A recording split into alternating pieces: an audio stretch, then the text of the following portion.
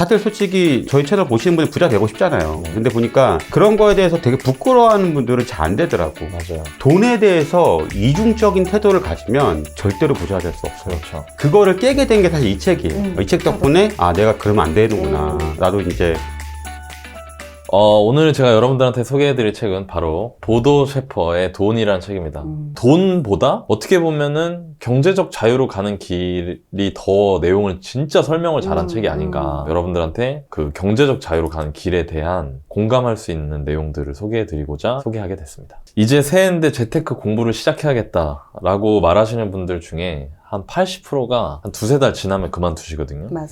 꾸준히 재테크를 하고 실제로 돈을 버는 성과를 올리기 위해서 제일 먼저 해야 할 내용이 이 책에 나옵니다. 제가 그 부분을 한번 읽어드릴게요. 네. 당신이 믿든 안 믿든 돈은 인생의 많은 것들을 바꿔놓는다. 물론 돈이 인생의 전부라고 할 순 없다. 그러나 분명한 사실은 돈 문제라는 먹구름이 당신의 인생에 끼어있는 한 결코 행복할 수 없다는 것이다. 돈은 인생의 여러 문제들을 다스리는데 반드시 필요한 기반이다. 이런 역할을 하는 돈에 대해 당신은 어떤 신념을 가지고 있는가? 당신이 돈은 아름답고 좋은 것이라고 생각하지 않는다면 결코 돈을 많이 벌 수 없다. 그러니 당신이 지금 더 많은 돈을 가지고 싶다면 이제부터 돈에 대한 부정적 신념을 버리고 목표 달성에 도움이 되는 새로운 신념을 찾아라. 그것은 당신에게 힘을 주고 당신이 중요한 일에 몰두할 수 있도록 믿음을 주는 것이어야 한다. 그리고 나서 이 생각을 믿음으로 바꿔줄 수 있는 증거와 경험을 찾아라. 이런 경험과 증거들은 다른 사람들의 인생에서 손쉽게 빌려올 수도 있다. 돈은 성격을 망친다는 낡아빠지고 전혀 도움이 되지 않는 신념을 꺼내 새로운 믿음으로 바꿔보라. 예를 들어 돈이 있어야 좋은 일을 할 수 있다. 돈이 문제가 아니라 사람이 문제다 같은 것으로 말이다. 그리고 이 생각에 대한 증거를 주변에서 찾아보라. 이제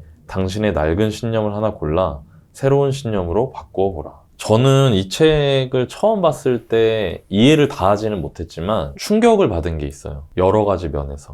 그 중에 하나가 이겁니다. 대부분 사람들이 돈을 벌겠다, 재테크를 하겠다 하고 바로 다이렉트로 하는 게 뭐냐면은 방법을 찾아요. 맞아요. 뭘 언제 매수해야 되고 어떤 건 어떻게 봐야 되고 뭐 시장이 올라갈 거고 떨어질 거고 이런 전문가들의 말이나 투자하는 방식이나 기법 이런 것들에 대해서 관심을 갖거든요. 근데 제일 먼저 해야 될 거는 지금 여기 나오는 돈에 대한 신념을 바꾸는 거예요. 돈에 대한 부정적 마음을 바꾸는 거죠. 이거는 마치 이런 거랑 비슷한 거예요. 제가 옛날에 가지고 있던 생각인데 제가 어떤 스타일의 사람이었냐면은 돈 앞에서 쿨한 척하는 스타일.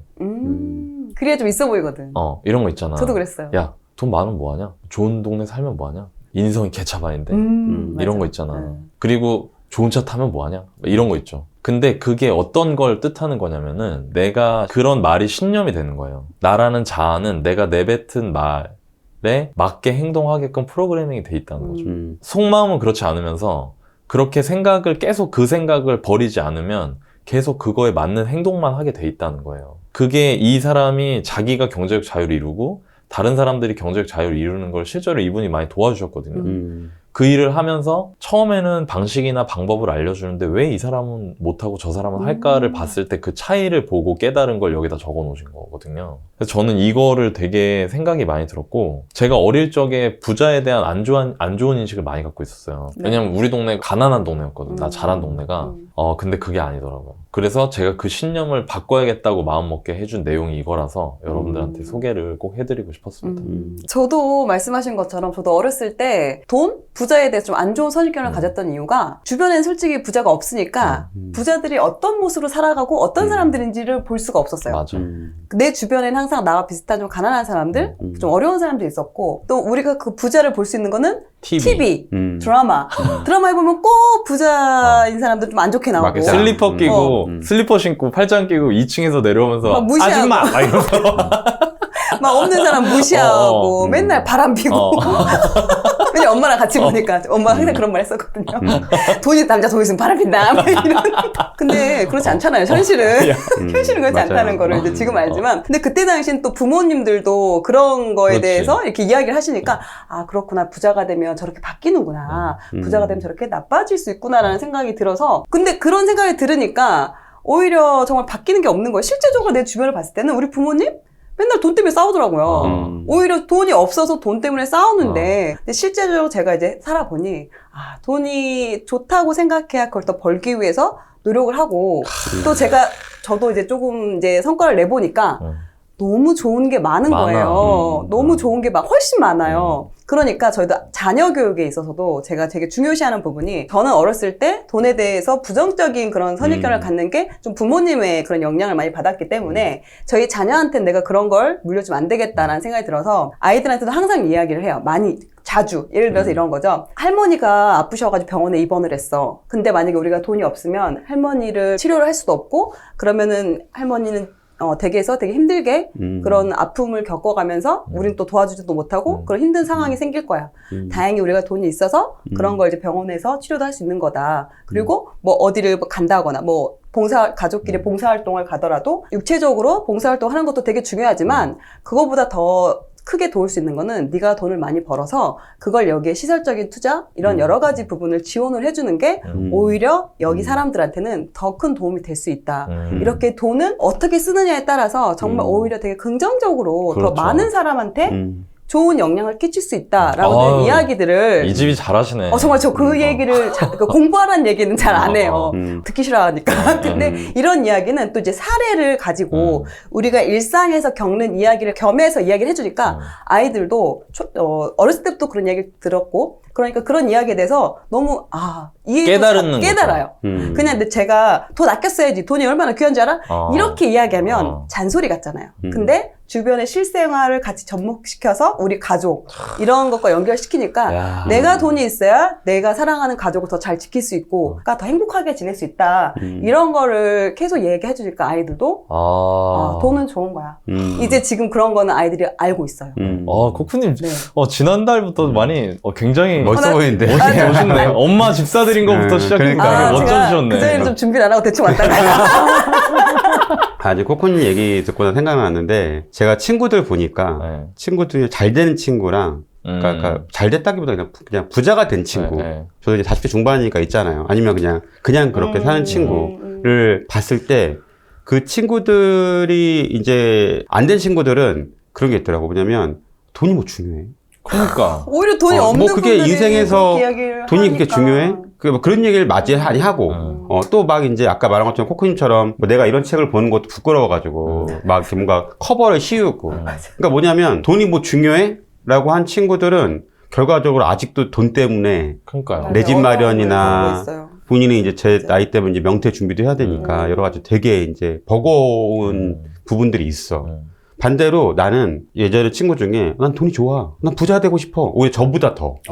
그 친구들은 되게 잘 됐어요. 돈에 대해서 이중적인 태도를 가지면 절대로 부자가 될 수 없어요. 그렇죠. 나님 얘기대로 그거를 깨게 된 게 사실 이 책이에요. 이 책 덕분에 내가 그러면 안 되는구나. 나도 이제 커버 씌우고 이런 거 하지 말자. 나 그냥 이렇게 부자 된 거 좋아하고 회사에서도 나 이런 거 되게 노력을 하고 이런 부분에서 이제 얘기를 하자. 왜냐면 내가 내 꿈을 부끄러워하면 좀 그렇잖아. 그러니까. 내가 내 꿈을 왜 부끄러워해? 그러니까. 그리고 사실 지금 사회에서 경제적인 게 되게 중요하잖아, 솔직히, 우리도. 그러니까, 여러 가지로 좀 그런 생각이 들었고, 예전에 봤던 책 중에 가장 좀 인상 깊었던 게, 김승호 회장님 쓴 책 중에 그런 얘기 나와요. 그러니까 어떤 책인지 기억이 안 나는데, 돈을 인격체라고 본다고.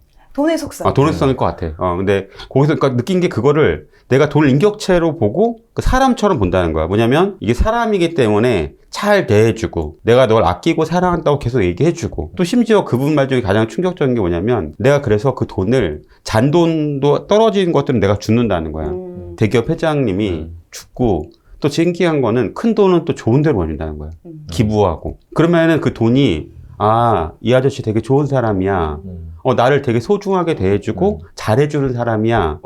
내가 작은 돈, 큰 돈도 좋은 데 보내주더라. 그럼 더 모인다고. 근데 그 얘기가 되게 충격적이고, 또 일면 맞는 말인 것 같아요. 왜냐면, 아까 말한 것처럼, 다들 솔직히, 저희 채널 보시는 분이 부자 되고 싶잖아요. 예, 근데 보니까 그런 거에 대해서 되게 부끄러워하는 분들은 잘 안 되더라고. 맞아요. 내가 막 이런 거 공부하고, 막 내가 이런 거에 대해서 좀 그렇게 되고 싶어 하고, 이런 거에 대해서 내 꿈에 대해서. 근데 나는 되게 좀 그래.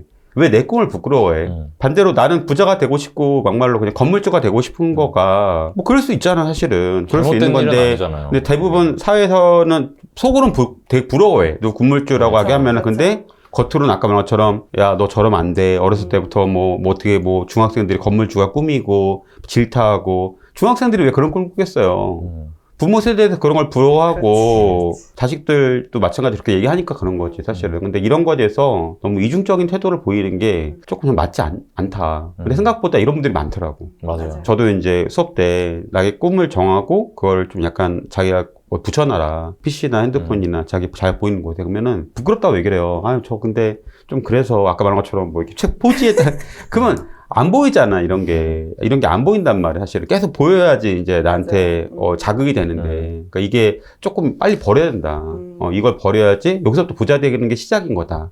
라고 말씀드리고 싶어요. 근데 저도 이 책 보면서 그게 되게 충격이었고, 정말 많이 배웠어요, 사실은. 이 책을 통해서 진짜. 전 이 개념이 생긴 거예요. 그러니까 이걸 읽어서. 아, 이거구나라는 느낌이 들었고, 제가 뒷부분에 읽어드린 거는 그렇게 신념을 바꾸는 방법도 알려주는 거예요. 돈은 좋은 거야 라고 생각을 막연히 하면은 내가 그 신념이 강화되고 내 안에 자리 잡기가 어려우니까 맞아요. 이 책에 그림이 나와요. 테이블이. 이 상판이 있고 다리가 4개가 있거든요. 그 상판이 내가 바꾸고자 하는데 새로운 믿음인 거야. 그럼 이거가 이 상판으로 딱 온전하게 있으려면 다리가 튼튼한 다리 4개가 있어야 되잖아요. 그렇죠. 이걸 받쳐줄 수 있는 이 4개의 증거를 찾으라는 거죠.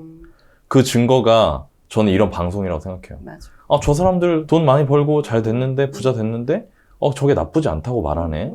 실제로 저게 좋은 건가 보다. 라고 믿을 수 있게 되면, 그때 내 그 신념이 바뀌면서 강화될 수 있으니까, 여러분, 돈은 좋은 겁니다. 맞아요. 현실에서의 부자들은 막 움직이고 있습니다. 돈 벌려고. 도대체 뭐가 이 사람들을 이렇게 끊임없이 투자하고 움직이게 하는지, 그리고 결국에 수익을 내게 하는지, 그 내용이 책에 있습니다. 당신은 경제적 자유를 얻기 원하는가? 아니면 그보다는 차라리 안전한 것에 최대한의 가치를 두는가? 많은 사람들이 이 질문에 대해 이렇게 대답한다. 나는 둘 다 원합니다. 하지만 안타깝게도 그건 불가능하다. 그 이유는 간단하다. 경제적 자유와 안전은 서로 공존할 수 없기 때문이다. 경제적 자유를 추구하는 행위 중 가장 안전한 방법은 과연 무엇일까? 어떻게 하는 게 가장 현명할까? 그것은 기본적으로 당신이 가진 돈의 일부는 금전으로 보관하고 있는 것이다. 그리고 나머지는 현물에 투자하는 것이다. 생각보다 많은 사람들이 말이 안 되는 거가 실제로 있다고 존재하는 경우가 많아요. 완전히 안전하면서 고수익을 보장하는 거. 이런 거가 있다고 믿는 거예요. 근데 참 재밌는 게 저희가 항상 보이스피싱이나 아니면 사기 이런 거 항상 있잖아. 항상. 지금 보이스피싱이 우리나라에서 1년에 2조래요. 피해액이. 이게 보면은 여러분들 중에도 그런 거 많이 보실 거예요. 그런 사고 사례가 딱 나오면 신문기사나 딱 보고 사람들 다 뭐라 그래요. 뭐야 이거 뻔하잖아. 왜 이걸 걸려? 이러거든요. 맞아. 근데 왜 그렇게 계속 되냐 이거예요. 그건 뭐냐면 그 사람들 마음속에 있는 불가능한 거에 대한 욕망을 건드리기 때문이에요. 그런 것들이. 그게 전형적으로 대표적으로 예를 들어서 모든 게 다 그렇다는 거 아닙니다. 분양형 호텔 같은 거 리스크가 없대. 다 관리해준대. 다 관리해준대. 그리고 뭐 그 평균 수익률 우리가 보장해준대. 8% 보장해준대. 해본 것 같아. 전화로? 전화해봤어? 너무 잘 알아. 얼마. 괜찮은 거 하나 나왔는데. 그리고 막 이거 뭐 몇 년 동안 몇 프로를 수익을 보장해주고 뭐 임대가 안 될 때도 자기들이 다 자기 돈으로 해준다고. 여기까지 딱 들으면 야 말도 안 되는 소리 하지 마. 그런 게 어딨어 라고 하면서도 내가 혹하는 이유는 그게 되나? 가능한가? 에서 출발하는 거예요. 맞아. 근데 이 책의 이 내용은 그걸 깨는 거예요. 그게. 야, 말 같지도 않은 소리 하지 마라. 그런 거 없어. 그런 거 절대 없어. 너가 절대 돈을 안 잃으면서 동시에 경제적 자유를 얻는 거? 전혀 위험이 없으면서 많은 수익을 올릴 수 있는 거? 그런 건 없어. 라고 말을 하는 거예요. 이게 첫 번째예요. 만약 여러분들 중에 여전히 그런 거를 찾아 헤매는 분들이 계시다면 그런 건 없다고 제가 말씀드리고 싶고요. 요즘에 저한테 전화가 그렇게 옵니다. 어떤 전화요? 네. 안녕하세요. 저기 막 섞어요. 뭐 미래에셋이랑 무슨 한투 이런 걸 섞어서 미래 투자 어딥니까? 미래 투자 에셋? 미래 투자 에셋 플러스 그런 거 같은데. 아니 근데 이게 ARS가 아니더라고요. 015. 네, 그냥 본인이 사람이 전화를 해. 저한테 저희 지금 하는 게 있는데 여기 클럽이 있는데 여기 들어오신 분면은 몇 프로 드립니다. 확정이고요. 저희 지금 실제로 있고 저도 그렇습니다라고 말을 하는 거. 근데 그 사람 내가 너 나이인지 모르겠지. 그러니까 좀 황당한 거야. 전화 받고 제가 계속 끊다가 한번 궁금해가지고 어떻게 음. 하시는 건데요? 그러니까 먼저 증거금 입금을 하면 해준다는 거예요. 시장이 단기적으로 안 좋아질 수가 있는데 되게 이거 장난 아니더라고. 안 좋아지면 더 사야 된대. 싸게 사는 거니까. 싸게 사는 거니까. 어. 그렇게 해서 결국에 자기들이 수익을 내주고 보장을 한다는 거예요. 그냥 끊어버렸어요. 거기까지 딱 듣고. 그런데도 그런 분들이 계속 안 없어지고 카톡만 해도 막 유튜브만 해도 막 엄청 많잖아요. 밑에 카톡 막 그런 거 만들어가지고 여러분들 그런 거 없어요.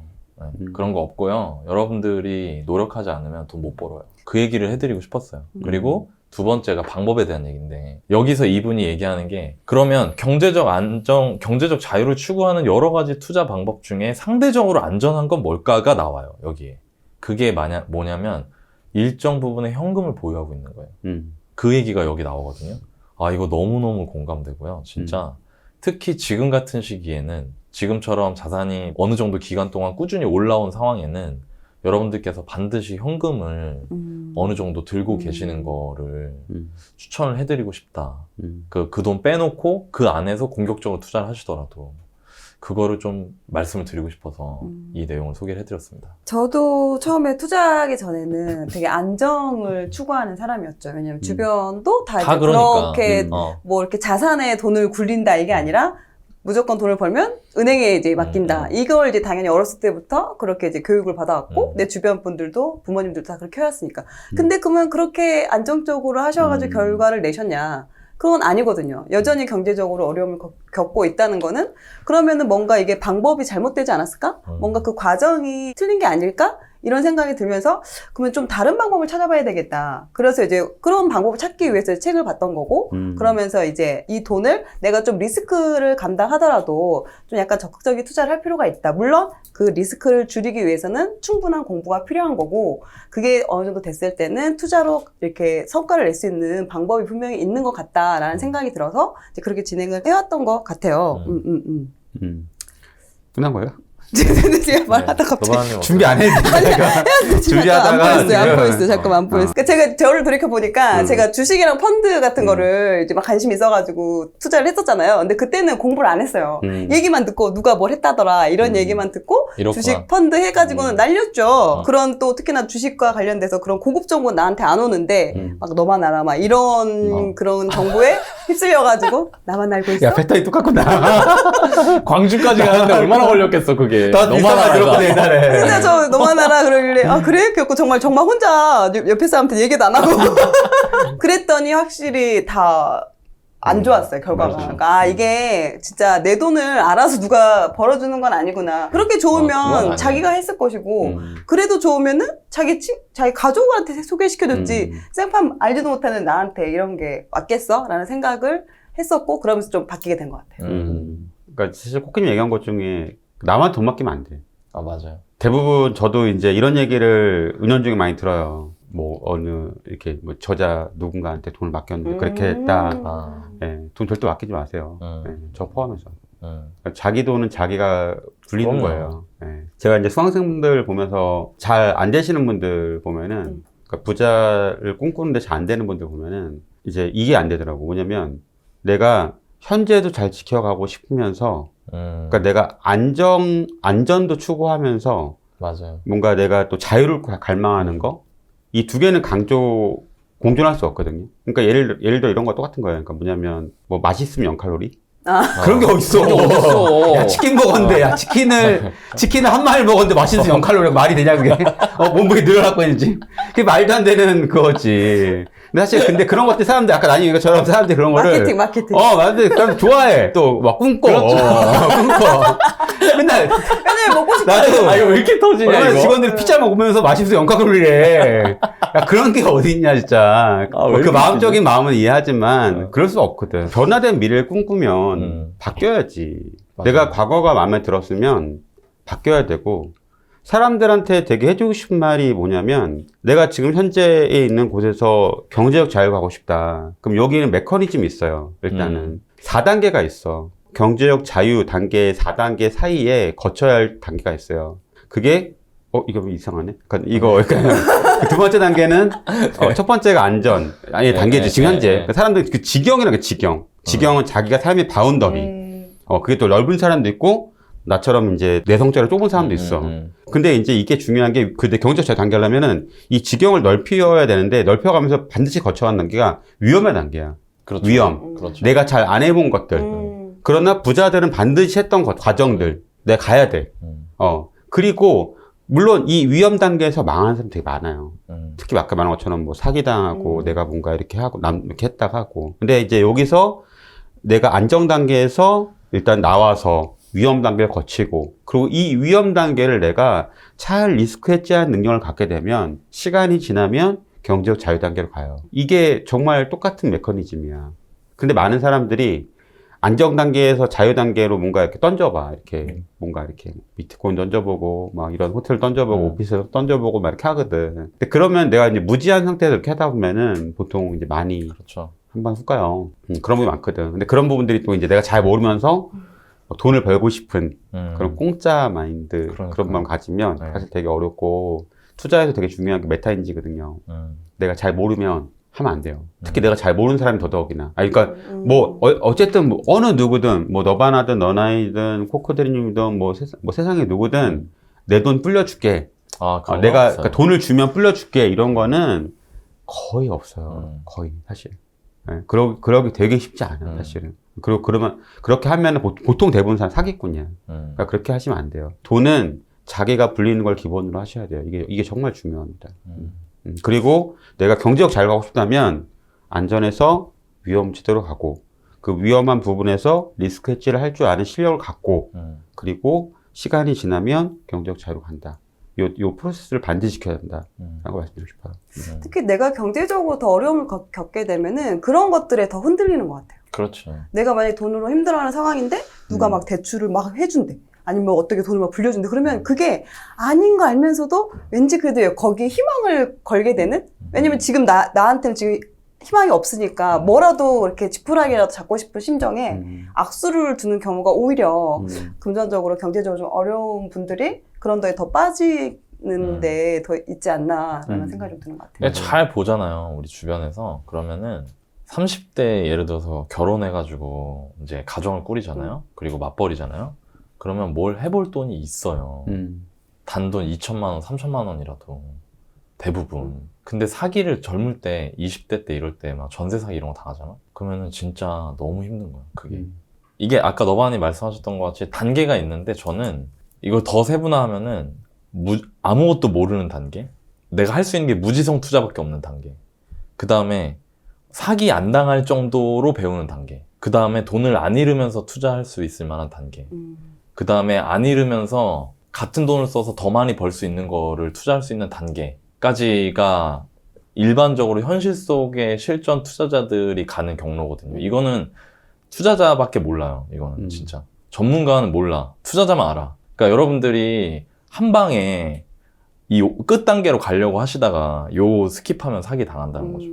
그러니까 그거를 꼭 아셨으면 좋겠고 요즘에 너무 그런 사례가 많아서 여러분들한테 이 내용을 좀 꼭 소개해드리고 싶었어요. 자, 경제적 자유. 이게 정말 많은 분들의 새해 다짐일 텐데 어떤 방향으로 가야 될지는 다 몰라요. 그냥 목표만 있을 뿐이지. 책에 경제적 자유로 가는 로드맵이 나와 있습니다. 한번 같이 읽어볼게요. 1단계. 먼저 경제적 에어백을 마련하라. 갑자기 직장을 잃거나 병이 들었다고 하자. 그런 상태로 당신은 얼마 동안 생활할 수 있는가? 이런 위기 상황에도 반드시 지출해야 하는 최소 비용이 얼마나 되는지 알아보고 이를 마련해야 한다. 보통 6개월에서 1년 정도의 생활비는 여유로 갖고 있어야 크게 불안해하지 않으면서 새로운 수입원을 찾을 수 있다. 2단계. 경제적 안정을 확보하라. 경제적 에어백이 마련되면 유리한 점이 많다. 그러나 최소한의 안전장치에 불과한 경제적 에어백은 결정적 약점을 갖고 있다. 위급한 상황이 생기면 모아놓은 돈을 써야 한다는 것이다. 확실한 안전장치를 마련하려면 이자를 갖고도 살아갈 수 있을 정도의 돈을 모아놓아야 한다. 이때 필요한 돈은 약 150개월간 살 수 있을 만큼의 자금이다. 8%를 가정했을 때 원금 손실 없이 현재 생활비가 나오는 수준의 자금이 150개월간 살 수 있을 만큼의 자금이기 때문이다. 예를 들어 매달 500만 원의 생활비가 필요하다면 7억 5천만 원 정도가 필요하다. 마지막 3단계, 경제적 자유를 누린다. 앞서 말한 경제적 안정, 그 이상의 것을 원하는 사람이 훨씬 많을 것이다. 여기에 필요한 돈은 매달 생활비에 더해 당신이 갖고 싶은 것을 할부로 구매할 때의 지출을 포함하여 계산되어야 한다. 예를 들어 매달 500만 원의 생활비, 15억짜리 집의 원리금 210만 원, 1억짜리 자동차의 할부금 50만 원, 여행 경비 100만 원일 경우 매달 860만 원이 된다. 여기에 2단계와 마찬가지로 150개월을 곱하면 13억 원이 있어야 한다. 먼저 1단계에 필요한 돈을 가장 안전한 방식, 즉 저축을 통해 모아라. 이후 경제적 에어백을 초과하는 돈부터 12%의 평균적 수익을 목표로 투자하라. 다시 경제적 안정이 확보되면 이후에 나오는 돈으로는 경제적 자유를 누리기 위한 공격적 투자에 투입하라. 이거 굉장히 자세해요. 되게 많은 사람들이 경제적 자유를 얻고 싶다. 그러니까 정말 막연하죠. 막연. 경제적 자유를 들었을 때 제일 먼저 떠올랐던 거 저는 퇴사. 퇴사하면 경제적 자유 아니야? 이거거든요. 근데 그거를 해나가기 위해서 뭘 어떻게 해야 될지를 몰라요. 제가 지금까지 읽었던 책 중에 가장 현실적이고 단계별로 스텝별로 자세하게 알려주는 내용이었어요. 뜬구름이 없어. 이 책에. 뜬구름이 없어. 뜬구름이 없어. 그냥 현실상의 전공법이 들어있어요. 이게 나온 지 엄청 오래된 책이잖아요. 1998년. 근데 지금도 근데 먹힌다고. 맞아. 지금도 지금도 먹힌다. 맞- 내가 거. 생각하기에 자본주의가 망하지 않는 한 이거는 앞으로 계속 먹을 거예요. 너무너무 실용적이라는 거죠. 여기서 말하는 단계가 있는데 아마 여러분들 보시는 분들에 따라서 상황이 내가 이해할 수 있는 수준에 따라 다르실 텐데 내가 정말 아까 말한 막연한 경제적 자유에 대한 이미지만 있는 사람이다 라고 하면 그분들한테 먼저 이제 제가 이렇게 숙지를 권해드리고 싶은 내용은 이 단계가 3단계로 나눌 수 있다는 거예요. 첫 번째가 에어백. 이 개념을 머릿속에 넣으시면 좋다. 에어백, 안정, 자유. 에어백은 갑자기 무슨 일이 생겼을 때 뒷일을 도모할 수 있을 만큼 비상식량 개념이고요. 안정은 내가 원하는 걸 가질 수는 없지만 하기 싫은 일을 안 할 수 있을 정도를 만들어주는 거. 그러니까 안정이고 자유는 내가 원하는 걸 가질 수 있을 만큼을 마련하는 거. 이 개념, 이 3단계로 간다. 이 개념을 아시면 좋을 것 같고 제가 했던 방식을 알려드릴게요. 제가 했던 방식은 뭐냐면 저는 3, 2, 1로 거꾸로 왔어요. 그러니까 뭐냐면 이거는 제가 저를 돌이켜보니까 저는 일단 어렸고요. 30대였고 시작할 때 그리고 좋은 멘토와 좋은 환경 그리고 검증된 방식이 있었어요. 즉 뭐냐면 여러분들도 저와 같은 상황이라면 거꾸로 하셔도 괜찮다는 거예요. 경제적 자유를 향해서 먼저 나아가고 그 다음에는 어떻게 하냐면 그 다음으로 이제 나나 내 가족들한테 보상해 줄 수 있는 걸 옮겨오는 과정인 거죠. 그 전까지는 쉽게 말하면 이제 그지같이 사는 거예요. 그지같이 살고 내 돈을 좀 더 공격적으로 투자해서 젊은 나이에는 그게 어느 정도 읽어졌을 때 거꾸로 오는 방식도 되게 괜찮다. 그래서 여러분들께서 한번 이 내용하고 제 경험을 들으셨으니까 나는 어떤 게 맞을까? 나는 어떻게 하는 게 더 좋을까 생각을 해보시고 그 둘 중에 하나를 선택해서 해보시는 것도 좋을 것 같고 제가 노파심의 마지막으로 한 말씀만 더 드리면 경제적 자유로 한달음에 도달할 수 있는 방법이 있느냐? 있어요. 안 잃으면서 고수익을 추구할 수 있는 방법들이 있거든요. 근데 그거는 절대 공짜로 얻을 수가 없어요. 그러니까 여러분들이 굉장히 책도 많이 보시고 강의도 많이 들으시고 열심히 노력을 하셔서 그 방법을 배운 다음에 그걸 해나가다 보면 자유에서 이제 우리 가족들한테 보상해주는 단계로 올 수 있다. 그 내용을 좀 소개를 해드리고 싶어서 이걸 말씀을 드렸습니다. 저는 조금 이 내용이 되게 많은 분들이 봤으면 했어요. 왜냐하면 많은 분들이 최근에 많이 이제 이렇게 부동산이나 주식에 관심 많이 갖게 되면서 재테크에 관심이 많게 그렇죠. 되는데 재테크의 기본 첫 번째는 내가 아까 말한 것처럼 최저 생계비, 최저 경제적 에어박을 마련해야 돼. 기본적으로 여기 나온 것처럼 1년 정도 생활비를 내가 마련해놓고 최악의 상황에서는 이거를 쓸 수 있게끔 해놓는 게 왜냐면 아플 수도 있고 사실은 어떤 일이 발생할지 모르니까. 두 번째는 조금 이 다음 단계는 경제적 안정인 거예요. 네, 첫 번째 아까 내 집 마련 이제 이렇게 여기 돈을 마련하고 뭐 부동산 하든 주식을 하든 그 다음 단계가 이제 경제적 자유의 단계고, 그렇죠. 예, 그리고 이제 마지막 단계가 이제 시간적 자유의 단계인 것 같아요. 예. 그러니까 많은 분들이 사실 저한테 이런 거 많이 질문하세요. 그러니까 아까 것처럼 내가 좀 파이어 하고 싶은데 회사 좀 그만두고 싶은데 어떻게 해야 되냐. 근데 이 단계들을 내가 갖고 있어야 돼요.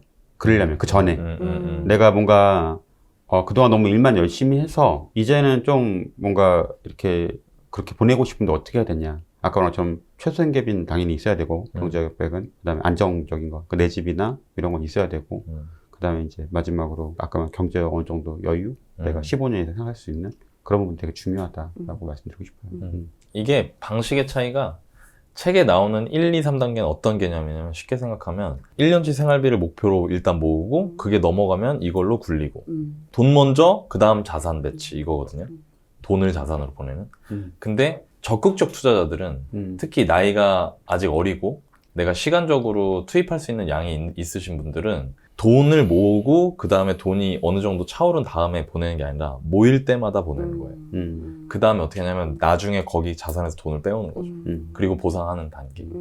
그러니까 이 차이가 있다는 거, 이런 것들을 사람들이 대부분 잘 몰라요. 막연한 거예요, 그냥. 그래서 본인 성향에 맞는 거를 잘 찾아서 하시면 좋을 것 같고, 저 노바님 좀 전에 말씀하신 거 중에 처음에 뭐 1억 모으고 그 다음에 내 집 마련하고 그 다음에 경제적 자유로 가는 것도 느리기는 하지만 한 단계 전공법으로 가는 거라고. 요즘 사람들은 그걸 되게 뭐라 해야 되지? 되게 지쳐진다고 생각하더라고요. 내 집 마련하고 뭐 언제 해서 언제 하냐 뭐 이렇게 생각하는데 그게 저기 때문에 부의 추월 차선 때문에. 그러니까요. 그 부의 추월 차선, 부의 서행 차선 인도가 있잖아요. 네, 그렇죠. 그 예전에 버핏이 그런 얘기했거든요. 자기 아내한테 S&P 500 넣어라. 그리고 우리 돈의 심리학 했잖아. 네. 사실은 그렇게까지 약간 뭐 우리 흔히 말하는 이제 개고생하지 않더라도 네. 잘 될 수 있거든요. 그렇죠. 근데 돈에 대해서 기본적인 지식이 너무 없어서 그래요. 맞아요. 그러니까 이 책에 나온 거가 굉장히 제너럴한 거고 사실은 나인님이 얘기했던 거는 이제 원로 방식은 굉장히 좀 이렇게 한국식인 거지. 그렇죠. 이 책은 독일 책이고 네. 기요사키도 미국 책이잖아요. 근데 한국식이고 저희는 좀 약간 빠른 길이고 그렇죠. 여기는 좀 천천히 가는 길인데 네. 저는 뭐 이것 또한 나쁘지 않다 생각해요. 그러니까요. 지나고 나서 보니까 맞아요. 네. 지나고 나서 보니까 아 내가 뭐 그냥 뭐 느리게 간다 하더라도 꾸준히 내가 뭔가 이렇게 한다 하면은 결국 그 길에 도달하는 거는 마찬가지구나. 네. 그리고 뭐 그거에 대해서 너무 조급할 필요 없다. 공감 많이 되더라고요. 그러니까요. 그게 왜 그러냐면은 제가 이 말씀을 왜 드리냐면 이제 빨리 돈 벌어갖고 하면은 좋을 것 같으니까 그런 거거든요. 그러면 내 인생의 고민이 다 사라질 것 같아서 그런 거예요. 근데 아니잖아요. 근데 고민 있잖아요. 저 앞을 보면서 속상해하고 하는 거 있잖아요. 요새 좀 덜 보는 것 같아요. 내가 여러분들이 경제적 자유로 빨리 간다고 해서 빨리 행복해지는 거를 개런티 하는 건 아니라는 거예요. 저는 이런 말을 저희 셋이 하는 게 이 채널을 보시는 분들한테 의미 있다고 생각해요. 그것보다 여러분들이 뭘 선택하는 게 뒤처지거나 늦어지거나 하는 게 아니라는 거. 그 생각을 한번 해보셨으면 하는 마음에서 이거 소개해드렸습니다. 그러니까 예전에 어느 책에 그런 얘기가 나오더라고. 그러니까 산의 정상에 올라가 보니 산의 정상에 올라가는 게 전부가 아니라 이제 그 올라가는 과정에서의 어떤 꽃도 보고 풀도 보고 경치도 보고 그래야 되는데 저도 이제 좀 미안한 게 이게 여기 다 열심히 했잖아. 나도 그랬고 사실은 정말 열심히 남들 몇십 년간 일할 걸 정말 단기간에 이렇게 했고 요새 좀 드는 생각들은 아 이렇게까지 무리하지 않아도 됐는데 막 내가 막 이렇게 주당 막 40시간 50시간씩 막 이렇게 투자 공부하라고 했던 거가 지금 보면은 또 그렇게까지 할 필요는 없는데 저희 이제 좀 쉬엄쉬엄 할까요?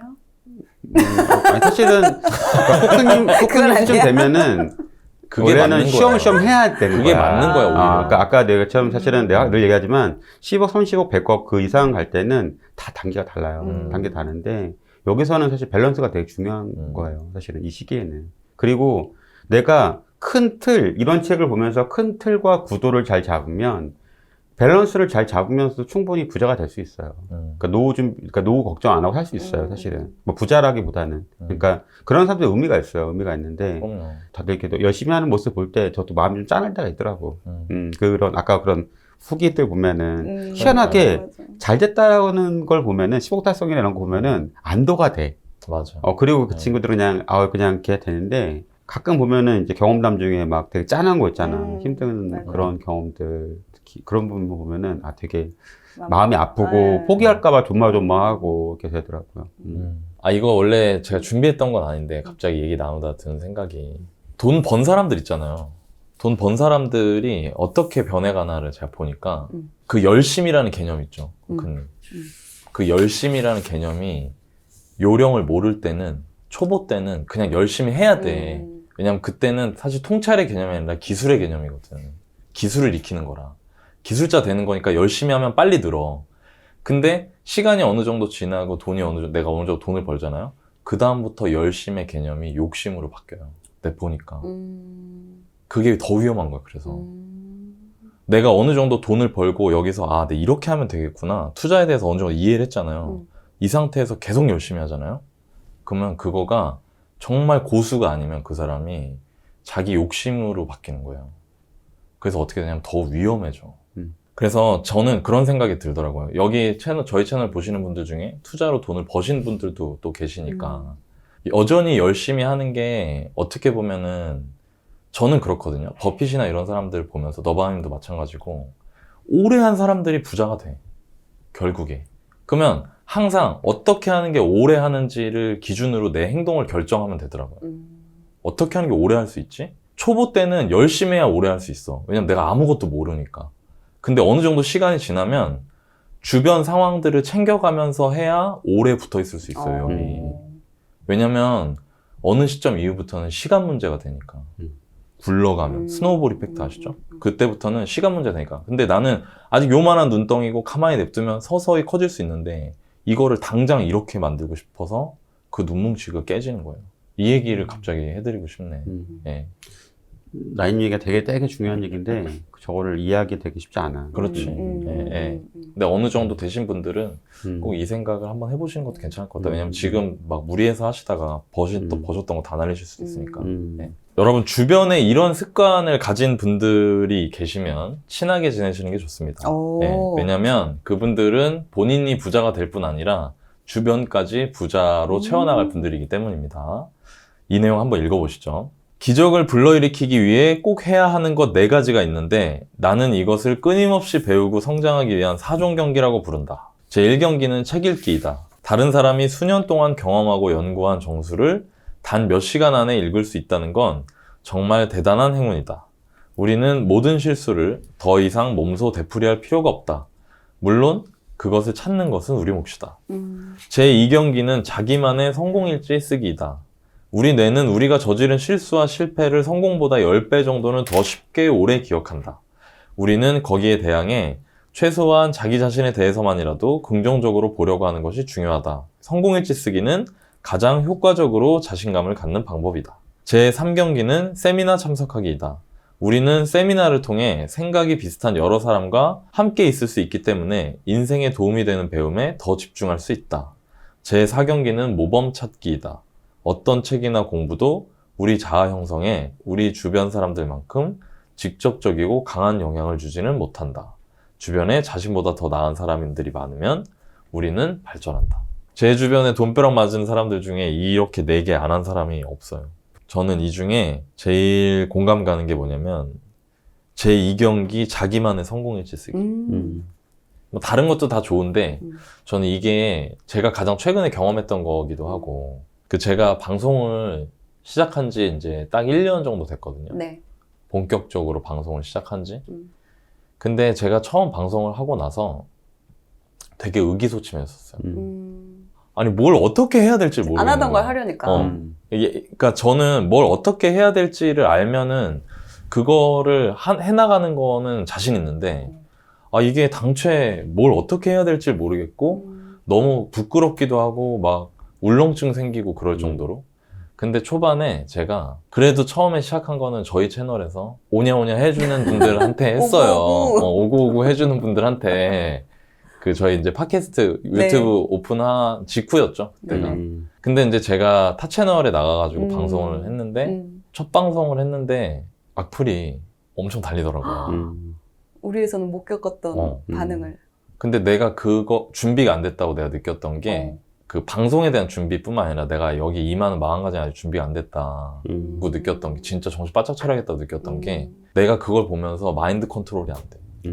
그치. 그러니까 너무 힘든 거야. 그게. 그런 악플들을 보면서. 그걸 봤어. 지금은 뭐 그냥 아무렇지도 않아요. 익숙해? 익숙해. 괜찮아. 근데 그때는 그걸 봤을 때 너무너무 힘든 거야. 그치. 그러면서 어떤 생각이 생기냐면 회의가 생겨. 근데 그때 제가 느꼈던 게 뭐냐면 안 좋은 악플이 1개고 좋은 댓글이 10개인 거예요. 근데 좋은 댓글 10개가 하나도 안 보이는 거야. 맞아. 악플만 눈에 띄고 그것만 내 심장에 콕 박혀요. 그래서 내가 어떻게 했냐면 좋은 댓글을 보고 내가 잘하고 있다는 거를 막 써봤어요. 다음번 스크립트를 쓸 때부터. 내가 잘했던 점을 뭐 메뉴에 썼어. 고칠 점을 그 밑에 쓰고. 그렇게 하면서 하다 보니까 조금씩 그게 말하자면 여기서 말하는 성공의 일지인 거죠. 이 내용이 전 너무 공감 가는 게 우리 뇌는 자기가 저지른 실패를 자기가 잘한 것보다 10배 더 세게 기억을 해놔요. 그러니까 괴로운 거예요. 그게 나를 괴롭게 하는 거예요. 그 다음부터 제가 나는 좋은 방송을 하고 실제로 다른 사람들한테 도움을 줄 수 있는 경험과 실력을 가진 사람이야. 그거를 계속 쓰고 내가 이전에 잘했던 걸 쓰고 그 밑에다 내가 이거 못했다. 저번에 너무 뭐 옷차림도 엉망이었고 자세도 꾸부정하고 말도 MC하고 눈도 못 마주치고 엉망으로 하고 이런 거를 밑에다 쓰고 내가 자신감 없어 보니까 사람들이 나를 더 못 믿는구나. 이런 걸 쓰면서 그렇게 하다 보니까 제가 어떻게 되냐면 어느 순간부터 나 잘하는 사람인 것 같은데? 나 잘할 수 있을 것 같은데? 라는 마음이 생기더라고요. 이거 보시는 분들이 다 아마 여러분들한테 그런 거 있잖아요. 누구누구의 흑역사. 근데 흑역사 하나면 여러분들한테 빛나는 백역사가 10개씩 있어요, 다. 그러니까 그거를 한번 꼭 생각해 보시고 써보시면 뭘 해도 좀 더 수월하게 하실 수 있지 않을까라는 생각이 들어서 제가 이거가 좀 많이 인상 깊었던 것 같아요. 근데 저는 이 중에서 가장 중요하다고 생각하는 부분은 4번째. 모범 찾기. 롤모델 찾기. 네, 롤모델 찾는 중요하죠. 거죠. 네, 롤모델 찾는 거. 왜냐면 사람은 주변 사람들한테 영향을 받을 수밖에 없는 상황인 거고, 그러면은 그러니까 저도 처음에 물론 시작이 나부맛이라는 책을 읽었고, 그러니까 이 순서대로 진행이 됐어요. 나부맛이라는 책을 읽고, 그리고 이제 그 강의를, 너마님의 강의를 들으면서, 멘토를 이제 모범 찾기, 멘토를 정하고, 함께하는 동료를 이렇게 만나면서 그 안에서 이제 같이 움직이면서 이제 그게 이제 성과로 나타난 건데, 이 모범 찾는 게 중요한 거는 꾸준하게 할 수 있게 만들어주더라고요.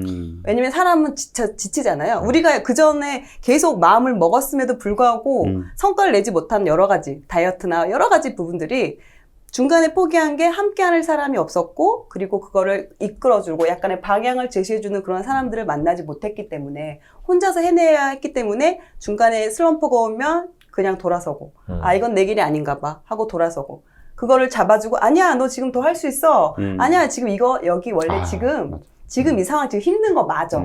너가 지금 이 상황을 겪는 게 맞는 거야. 자연스러운 거야. 틀리지 않은 거야. 이렇게 뭔가 나한테 좀 확신을 주고, 먼저, 그러니까 그 말을 하는 사람은 당연히 내가 원하는 해봤지. 걸 해보셨고, 네. 그리고 그거를 이룬 사람이 그 말을 했을 때, 아무것도 안 한 사람이 나한테, 아니, 할 수 있어. 얘기해봤자, 너나 잘해. 이런 알지도 못하면서 씨. 너나 잘해. 네가 해봐. 근데 진짜 웃긴 게, 이런 사람을 만나기에는 너무 힘들고, 맞아요. 주변 사람들은, 너 뭐 하는 거야? 너무 야, 쓰다 먹어. 야, 술맛 떨어지게 뭐 하는 거야? 하던데 왜? 돈이 뭐가 중요해? 이렇게. 너 이렇게 흔들어주면 안 놀아준다. 막 이러면서.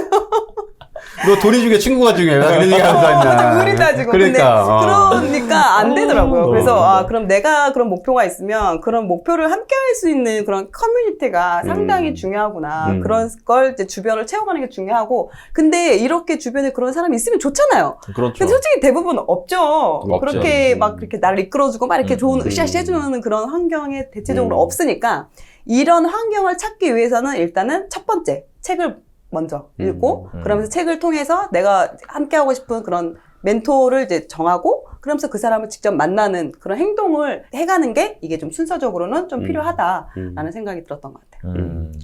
사실 이거 되게 중요한 것 같아요. 사실 요새 저한테도 많은 분들이 이렇게 메일 오거나 할 때 이런 얘기를 많이 하시더라고요. 이 월부의 환경과 커뮤니티를 만들어서 고맙다고. 이 안에서, 왜냐면 주변에서 만나기 힘든데, 맞아요. 또 이 안에서 또 사실은 또 지금 여기 튜터분들이나 여러분들이 되게 또 잘해주고 계시니까, 또 그런 얘기 많이 해주시고, 나님 얘기도 공감이 되게 많이 되는 게, 사실은 성공일지 있잖아요. 이게 혼자서 대부분 그냥 이렇게 책만 읽고, 뭐 그냥, 뭐 그렇네. 그냥 이 방송만 듣고, 그렇네. 라고 하면은, 거기서 맞아요. 끝나는 것 같더라고요. 달라지지 않아. 근데 이제, 꾸준하게 저도 이제 그 10억 달성하는 친구들이랑 그 친구들을 보면은 꾸준하게 본인이 그 저희 카페에다 목표 실적 이런 거를 쓰더라고요. 이걸 활용하더라고. 그 성공일지를 여기서 쓰는 거지. 물론 혼자 블로그 쓸 수도 있고 네. 노트에 쓸 수도 있어요. 근데 그러면은 서로 호응이 없잖아. 흥도 맞아. 안 나. 흥도 안 나고 솔직히 그리고 자기가 초보인데 누가 블로그 와서 막 해주겠어. 근데 여기서는 댓글도 내가 달리고. 처음일 때 막 댓글도 해주고 가입인상은 막 댓글 막 50개씩 달리고 막 이러니까 이제 뭔가 서로 이제 여기서 흥이 나는 거지. 맞아요. 그래서 저는 조금 이런 게 되게 중요한 것 같고 제가 생각하는 첫 번째는 이런 건 있는 것 같아요. 뭐냐면 그 유튜브 보면서 되게 잘된 사람들이 많은데 또 그런 거 보면 나도 좀 그렇게 될 수 있을 것 같은데 왜 내 삶은 1년 지나도 좀 변화가 없지? 그 월부천 나 1년째 보고 있는데 왜 변화가 없지? 라고 한 분들은 아마 이 유튜브를 보시고 이걸 안 하셨을 거예요. 이 프로세스를. 첫 번째 아까 나온 것처럼 책을 읽어야 돼요. 저희가 도서 코너 하는 이유가 있어요.